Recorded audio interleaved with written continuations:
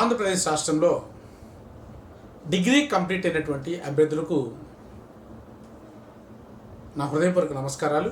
నేను మీ doctor JSP Rayudu. ప్రేమ మిత్రులారా, ఎవరైతే degree BA, BCom, BSc, BBM అలాగే బీటెక్ ఇలాంటి కోర్సెస్ కంప్లీట్ చేసుకొని ఉపాధ్యాయ వృత్తిలోకి వెళ్ళాలన్నటువంటి అభ్యర్థులందరూ కూడా ఆంధ్రప్రదేశ్ రాష్ట్ర ప్రభుత్వం వారు EdCET educational common entrance test notification release చేయడం అనేది జరిగింది. మరి ఈ యొక్క ఎడ్సెట్ యొక్క పూర్వపరాలు ఎలా ఉన్నాయి, ఎవరెవరు ఈ యొక్క ఎడ్సెట్కి రాయవచ్చు, మరి ఎడ్సెట్లో ఉన్నటువంటి ప్రధానమైన సబ్జెక్టులు ఏంటి, ఎగ్జామినేషన్ ప్యాటర్న్ ఏంటి, సిలబస్ ఏంటి, ఇవన్నీ ఈ వీడియోలో తెలుసుకుందాం friends.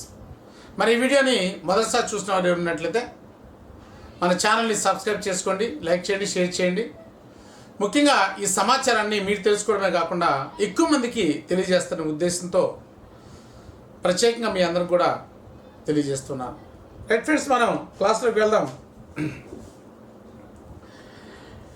AP EdCET 2024 conduct by Andhra University behalf of Vizianagaram, Visakhapatnam అని చెప్పేసి అడిగాడు. Behalf of AP SCHE Mangalagiri, Guntur, అంటే Andhra Pradesh state council of higher education వాళ్ళ యొక్క సహకారంతో ఈ సంవత్సరం ఆంధ్ర యూనివర్సిటీ వాళ్ళు ఈ యొక్క ఎడ్సెట్ నోటిఫికేషన్ని రిలీజ్ చేయడం అనేది జరిగింది. సరే, ఇక్కడ ఇన్స్ట్రక్షన్ బుక్లెట్ ఒకసారి మనం పరిశీలన చేసినట్టయితే మరి చాలా ఇంపార్టెంట్ డేట్స్. ఎడ్సెట్ 2024 యొక్క రిజిస్ట్రేషన్ ఫీజు ఎస్సీ ఎస్టీకి అయితే 450 రూపీస్, బీసీ 500, ఓసీ 650 రూపీస్ని మనం చెల్లించాల్సినటువంటి పరిస్థితి ఉంటుంది. అలాగే నోటిఫికేషన్ 16/4/2020 రిలీజ్ అవ్వడం జరిగింది. ఆన్లైన్ సబ్మిషన్ వచ్చేసరికి 18 స్టార్ట్ అవుతుంది. 15/5 దాకా, అంటే దాదాపుగా మే నెల 15వ తారీఖు దాకా దీనికి సంబంధించినటువంటి అప్లికేషన్ మనం పెట్టుకోవచ్చు. 1000 రూపీస్ ఫైన్ తోటి 16/5 నుంచి 19/5 దాకా మనం అప్లికేషన్ పెట్టుకోవచ్చు. 2000 ఫైన్ తోటి 21/5 దాకా ఉంది. ఓకే, అలాగే ఈ యొక్క అప్లికేషన్ కరెక్షన్స్ అనేవి మనం 22/5 నుంచి 25/5వ తారీఖు వరకు మనము ఈ యొక్క కరెక్షన్స్ చేసుకోవడానికి అవకాశం అనేది ఉంది ఫ్రెండ్స్. అలాగే హాల్ టికెట్ డౌన్లోడ్స్ తీసుకున్నట్టయితే 30వ తారీఖు 5వ నెల హాల్ టికెట్ డౌన్లోడ్ చేసుకోవచ్చు. Next date of time of EdCET మరి 8వ తారీఖు 6వ నెలలో ఈ యొక్క ఎడ్సెట్ ఎంట్రన్స్ ఎగ్జామినేషన్ అనేది జరుగుతుంది. తర్వాత last date and time of objections ప్రిలిమినరీకి కీ కూడా రిలీజ్ చేస్తారు. మరి 18వ తారీఖున మనము కీకి సంబంధించినటువంటి అబ్జెక్షన్స్ మనం పెట్టుకోవడానికి అవకాశం అనేది ఉంటుంది ఫ్రెండ్స్. రైట్, మరి ఆ ఎడ్సెట్కి సంబంధించి మనం చూసినట్టయితే ఎలిజిబిలిటీ క్రైటీరియా, ఎలిజిబిలిటీ అనేది తీసుకుంటే the candidate should be Indian citizen, the candidate should satisfy the local non local status అని చెప్పేసి అడిగాడు. తర్వాత ఇది చాలా important education qualifications. BA candidate should have passed appearing final year examination or BA, BSc Home Science, BA OL అంటే oriental languages వాళ్ళు కూడా BA OL, BCom, BCA, BBM, BE, BTech at the time of submitting the application for AP EdSet 24 candidate are required to produce marks memo and pass certificate at the time of admissions అని చెప్పేసి ఇక్కడ క్లారిటీగా ఇవ్వటం అనేది జరిగింది friends. కాబట్టి మనకి ఇక్కడ బిఏ కానీ, బీకామ్ కానీ, బీఎస్సీ హానర్స్ కానీ, బీఎస్సీ హోమ్ సైన్స్ కానీ ఏదైనా కూడా బీఎస్సీ హోమ్ సైన్స్ కావచ్చు, BA OL, BCom, BCA, BBM, BE, BTech ఇలాంటి వాళ్ళకి కూడా ఈ మధ్య అవకాశం ఇవ్వడం అనేది జరిగింది. వీళ్ళందరూ కూడా మనకి ఈ యొక్క ఎడ్సెట్కి అప్లై చేసుకొని ఎడ్సెట్లో ప్రవేశాలు పొందడానికి అవకాశం అనేది ఉంటుంది ఫ్రెండ్స్.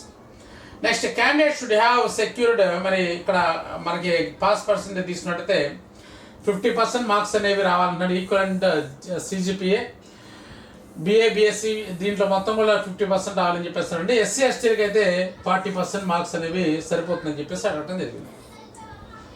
అలాగే the candidate who pass BE BTech with 50% mark equivalent GPA with mathematics, physics are eligible for admission into the course of mass methodologies.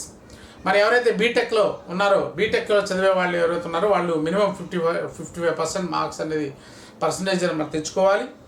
మరి వాళ్ళు మరి మ్యాథ్స్ మెథడాలజీస్లో అంటే మ్యాథ్స్ కానీ ఫిజిక్స్ కానీ దాంట్లోకి పోయి మరి అడ్మిషన్ కావడానికి అవకాశం ఉంది. ఏజ్ లిమిట్ అనేది మినిమం 19 ఇయర్స్ అనేది ఉండాలంటున్నాడు. మ్యాక్సిమం ఏజ్ లిమిట్ అనేది ఎక్కడ కూడా లేదు. ఇక్కడ స్కీమ్ ఆఫ్ ఎగ్జామినేషన్ చాలా important. There will be 150 questions in 2 hours time. General knowledge, general English 25 questions, 25 marks. General knowledge 50 questions, 15 marks. Teaching up to 10 questions, 10 marks. అంటే ఇక్కడ 25 + 15 + 10 అంటే ఇక్కడ 50 మార్క్స్కి కామన్గా అందరికీ కామన్గా జనరల్ ఐటమ్స్ అనేవి ఉంటాయి.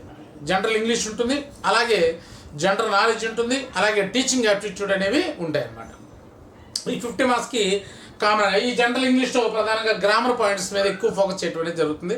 అలాగే టీచింగ్ యాప్టిట్యూడ్లో బేసిక్ టీచింగ్ యాప్టిట్యూడ్ సంబంధించినటువంటి విషయాన్ని అక్కడ అంటే టీచర్కి ఉన్నటువంటి క్వాలిటీస్ గురించి ఇక్కడ ప్రత్యేకంగా అంత మేరకు అవగాహన ఉందని తెలుసుకోవడానికి ఇక్కడ కొన్ని క్వశ్చన్స్ ఇవ్వడం జరుగుతుంది. అలాగే GK and current affairs, stock GK and current affairs మీద కొన్ని క్వశ్చన్స్ అడగడానికి అవకాశం ఉంది.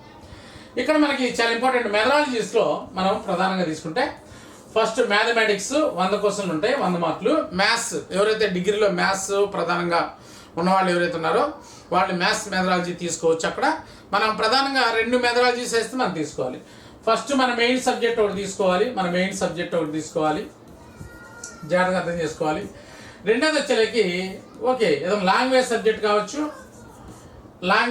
కావచ్చు, లేకపోతే మనం డిగ్రీలో చదివినటువంటి ఇంకొక మెయిన్ సబ్జెక్ట్ కాబట్టి ఇలా తీసుకోవచ్చు అనమాట. ఫర్ ఎగ్జాంపుల్ బీఎస్సీ చదివి అనుకోండి, మ్యాథ్స్ ఫిజిక్స్ కెమిస్ట్రీతో చదివితే మనం మ్యాథ్స్ ఫిజిక్స్ తీసుకోవచ్చు. ఓకేనా, అలాగా మనకి 2 మెథడాలజీస్ తీసుకోవాలి. ఇక్కడ ఫిజికల్ సైన్స్ చదివిన వాళ్ళైతే 100 క్వశ్చన్స్ ఉంటాయి వీళ్ళకి. ఫిజిక్స్లో 50 మార్క్స్, అలాగే కెమిస్ట్రీలో 50 మార్క్స్ అనేవి ఉంటాయి అన్నమాట ఫిజిక్స్ చదివిన వాళ్ళకి. అలాగే బయాలజీ మెథడాలజీ ఉంటుంది, వాళ్ళకి 100 questions, botany 50, zoology 50 marks. Social studies వాళ్ళకైతే మరి జాగ్రఫీ 35 మార్క్స్, ఎక్కువ పోర్షన్ జాగ్రఫీ నుంచి అడుగుతాడు. హిస్టరీ 30 మార్క్స్, సివిక్స్ 15, ఎకనామిక్స్ 20, మొత్తం కూడా 100 మార్క్స్కి ఇక్కడ అంటే మెథడాలజీ 100 ఉంటుంది. అలాగే ఈ మధ్యకాలంలో స్పెషల్ ఇంగ్లీష్ ఎవరైతే BA లిటరేచర్ కానీ MA ఇంగ్లీష్ కానీ ఎవరైతే చేస్తుంటారో వాళ్ళ సపరేట్గా లిటరేచర్ సంబంధించినటువంటి సబ్జెక్ట్ తీసుకోవాలి. ఇంగ్లీషు మొత్తం దాని మీద 100 క్వశ్చన్స్ అనేవి ఉంటాయి అన్నమాట. ఇక్కడ ఏమడిగాడు, ఇక్కడ చూడండి, ఇక్కడ ఏ మెథడాలజీస్ ఉన్నాయి? మ్యాథ్స్ ఉంది, ఫిజికల్ సైన్స్ ఉంది, బయాలజికల్ సైన్స్ ఉంది, సోషల్ స్టడీస్ ఉంది, ఇంగ్లీష్ ఉంది. ఓకేనా. మన లాంగ్వేజ్ సబ్జెక్ట్ వాళ్ళు ఏం చేయొచ్చు, తెలుగు లాంగ్వేజ్ ఉన్న వాళ్ళు ఏం చేయొచ్చు అంటే వాళ్ళు సోషల్ స్టడీస్ రాసుకోవచ్చు. వాళ్ళకి social studies methodology plus Telugu methodology 2 మెథడాలజీగా తెలుగు తీసుకున్నట్లయితే వాళ్ళు తెలుగు పండి ట్రైనింగ్ చేయకుండానే మనము తెలుగు పోస్ట్ కూడా రాసుకోవడానికి ఎలిజిబిలిటీ ఉంటుంది. అలాగే స్కూల్ సోషల్ పోస్ట్ రాసుకోవడానికి అవకాశం 2 విధాలుగా అవకాశం అనేది ఉంటుంది అన్నమాట దీని ద్వారా. రైట్, ఇక్కడ part A and part B are common for all the candidates respect of methodology chosen in parts. Part A అంటే ఏంటి? General English. పార్ట్ బి అంటే జీకే అండ్ కరెంట్ జీకే, అలాగే టీచింగ్ యాప్టిట్యూడ్. ఇవన్నీ 50 మార్కులకి ఏదైతే ఉన్నాయో అందరికీ కామన్గా ఉంటాయి. 100 మార్క్స్ అనేవి ఏదైతే ఉన్నాయో ఈ 100 మార్క్స్ అనేవి ఆ సబ్జెక్ట్ పరంగా ఉంటాయి. పార్ట్ సిలో ఏ సబ్జెక్ట్ అయితే మనం డిగ్రీలో చదువున్నామో దాని బేసిస్ అంటే జరుగుతుంది. Next methodology eligibility. మ్యాథమెటిక్స్ ఎవరు తీసుకోవచ్చు అని చెప్పేసి అన్నాడు ఇక్కడ. Candidate with BA BSc with mathematics one of the group subjects.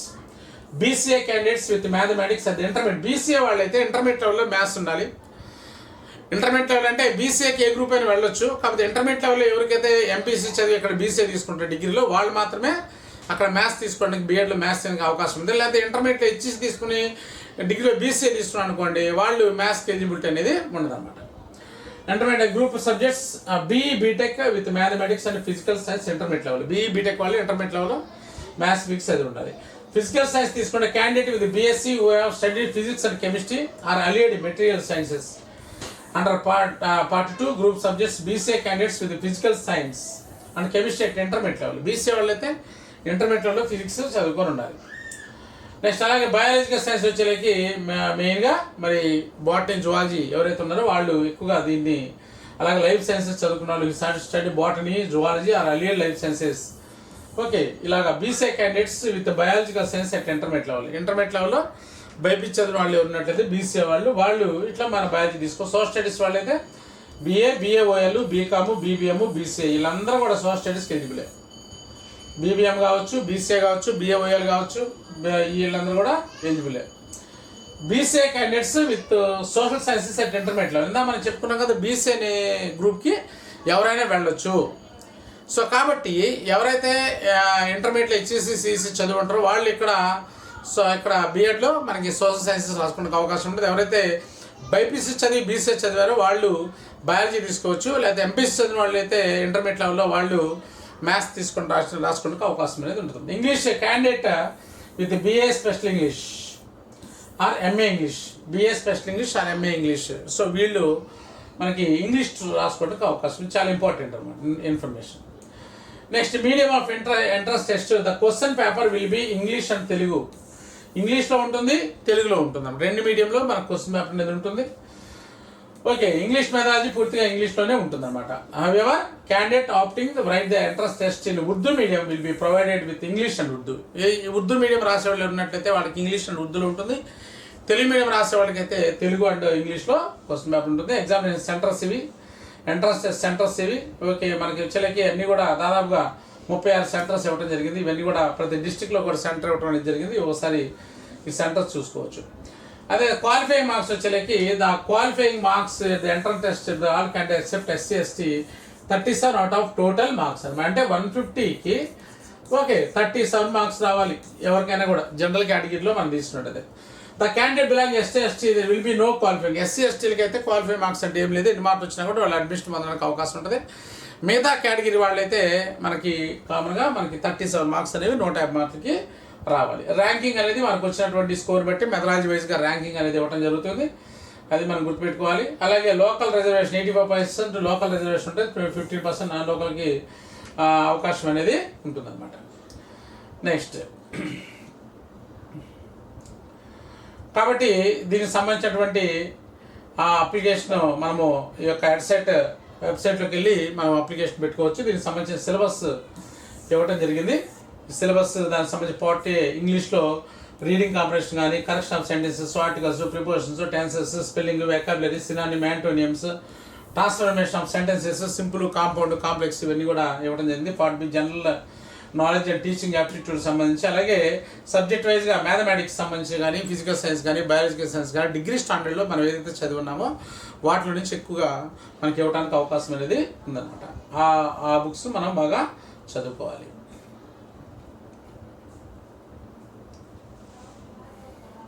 ముఖ్యంగా ఈ స్కూల్ బుక్స్ని బాగా రెఫర్ చేయాలి. స్కూల్ బుక్స్లో బేసిక్స్ అన్నీ కూడా ఉంటాయి. 6 to 10th ఉన్నటువంటి స్కూల్ బుక్స్ అన్ని సబ్జెక్టులకు సంబంధించి స్కూల్ బుక్స్ రెఫర్ చేస్తే ఎక్కువ సిలబస్ కవర్ కావడానికి అవకాశం అనేది ఉంటుంది. ఇదంతా కూడా సిలబస్ అన్ని సబ్జెక్టులకు సంబంధించి సిలబస్ అంతా కూడా ఇక్కడ ఇవ్వటం జరిగింది.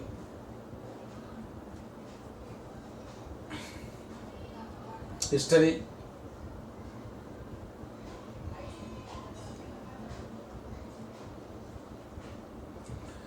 Next general English model questions కూడా ఇక్కడ మనకి ఇవ్వటం జరిగింది. మోడల్ క్వశ్చన్ జనరల్ ఇంగ్లీష్ కానీ ప్రతి టాపిక్ సంబంధించినటువంటి కొన్ని క్వశ్చన్స్ ఇక్కడ ఇచ్చాడు.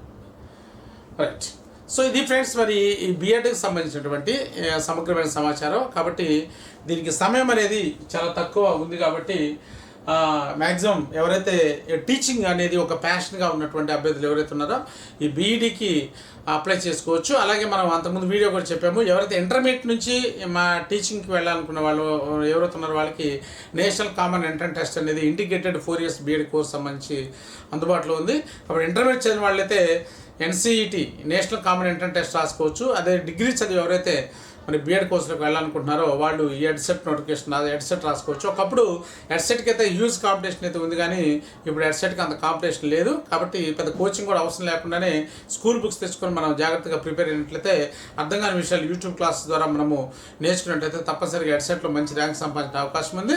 సిన్సియర్గా మనం చదువుకుంటే ఎడ్సెట్లో మంచి ర్యాంక్ సంపాదించుకొని మన మంచి యూనివర్సిటీలో మనం చక్కగా చదువుకున్నట్లయితే ఇప్పుడు టీచింగ్లో అపారమైనటువంటి అవకాశాలు అనేవి మనకి గవర్నమెంట్ అండ్ ప్రైవేట్ సెక్టర్లో ఉన్నాయి. చాలామంది అభ్యర్థులు బీఎడ్ చేస్తే కేవలం మనకి ఇది ఏపీ డిఎస్సికి సంబంధించి లేకపోతే తెలంగాణలో డిఎస్ సంబంధించి అని చెప్పి అనుకుంటున్నారు. ఇలా కాకుండా మనకి ప్రతి సంవత్సరం కూడా CTET central teacher eligible test notification వస్తూ ఉంది. అలాగే వాటి ద్వారా మనం కేంద్రీయ విద్యాలయాలు, అదేవిధంగా నవోదయ విద్యాలయాలు, రైల్వే స్కూల్స్లో, బోటర్ స్కూల్స్లో ఇలాంటి ఎన్నో రకాల స్కూల్స్లో మనం ఫ్యాకల్టీకి వెళ్ళడానికి అవకాశం అనేది ఉంది ఫ్రెండ్స్. కాబట్టి ఈ యొక్క అవకాశాన్ని అభ్యర్థులు అందరూ కూడా ఉపయోగించుకుంటారని చెప్పేసి మనస్ఫూర్తిగా కోరుకుంటూ మరి మరొక వీడియోలో మరి మీ ముందుకు వస్తాను. Thank you friends, thank you.